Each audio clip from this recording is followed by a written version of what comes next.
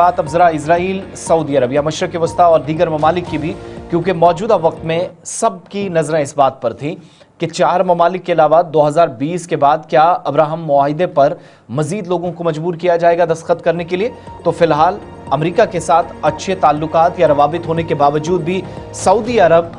Israel के साथ ताल्लुकात बेहतर हों, फिलहाल इस तरह की कोई ख्वाहिश नहीं रखता। इस बात को दोहराया गया है सऊदी वज़ीर ख़ारजा की जानिब से, जिनका एक बड़ा बयान अक़वाम मुत्तहिदा के प्लेटफॉर्म से सामने आया, जिनने कहा कि फ़लस्तीनी रियासत के बगैर इजराइल से ताल्लुकात क़तई मुमकिन नहीं है। 2 रियासती हल, 2 स्टेट सोल्यूशन,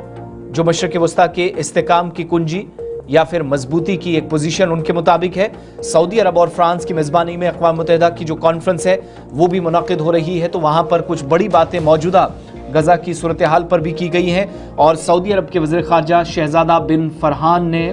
शहज़ादा फैसल बिन फरहान ने यह वाज़ेह कर दिया है कि जब तक फ़लस्तीनी रियासत कायम नहीं की जाती, इजराइल से ताल्लुकात कायम नहीं हो सकते। साथ साथ उन्होंने ये बात 2 रियासती हल से मुतल्लिक अक़वाम मुत्तहिदा में कॉन्फ्रेंस से खिताब के दौरान कही, जिसकी मेज़बानी सऊदी अरब और फ्रांस कर रहे थे। और वज़ीर ख़ारजा सऊदी अरब के मुताबिक इजराइल फ़लस्तीन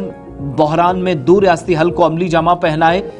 और इलाक़ाई इस्तेकाम की यही कुंजी है। ये कॉन्फ्रेंस इस सिमत में संगे मील की हैसियत उनके मुताबिक रखती है। सऊदी अरब के वज़ीर ख़ारजा के मुताबिक खित्ते के तमाम लोगों के लिए सिक्योरिटी, इस्तेकाम, खुशहाली फ़लस्तीनियों को इंसाफ फराहम करने से शुरू होती है और फ़लस्तीनियों को इस काबिल किया जाना चाहिए कि वो अपने जायज़ हक़ को हासिल करें, जिसमें सबसे अहम आज़ाद फ़लस्तीनी रियासत का क़याम है, जो कि उनके मुताबिक 4 जून 1967 की सरहदों पर हुआ और इसका दारुल हुकूमत मशरक़ी बैतुल मक़दस है। सऊदी अरब के वज़ीर ख़ारजा ने मज़ीद वाज़ेह किया कि जब तक फ़लस्तीनी रियासत कायम नहीं की जाती, इजराइल से ताल्लुकात का सवाल ही पैदा नहीं होता। इसके अलावा उन्होंने अरब इंस्टीट्यूट को मुनसिफाना और इंसाफ पर मबनी हल का भी फ्रेमवर्क करार दिया है। साथ साथ गजा में इंसानी तबाही को फौरी ख़त्म करने पर फ्रांस और सऊदी अरब ने जोर दिया है और दोनों ममालिक ने आलमी बैंक से फ़लस्तीन को $300 मिलियन की फराहमी में भी मुआवनत का ऐलान कर दिया है। इसके अलावा फ़लस्तीनी वज़ीर आज़म मोहम्मद मुस्तफ़ा ने अपने ख़िताब में जो कॉन्फ्रेंस का हिस्सा थे, इसको बेहतरीन मौका करार दिया, जहां पर उनके मुताबिक पीस एंड स्टेबिलिटी भी की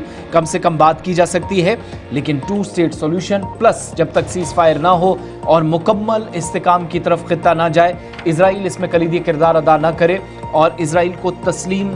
फ़लस्तीन को करना पड़ेगा, जिसके बाद ही ताल्लुकात बेहतर हो सकते हैं। इस तरफ साफ इशारा और वाज़ेह अल्फाज में सऊदी वज़ीर ख़ारजा की जानिब से कह दिया गया है। तो एक तरफ से जहां पर नाज़रीन आपने देखा कि सऊदी अरब के हवाले से और ये जो प्रेस कॉन्फ्रेंस या इस तरीके से जो ये कॉन्फ्रेंस होनी थी फ्रांस और सऊदी अरब की सरबराही में अक़वाम मुत्तहिदा की, लेकिन वहीं पर आगे बढ़ जाएं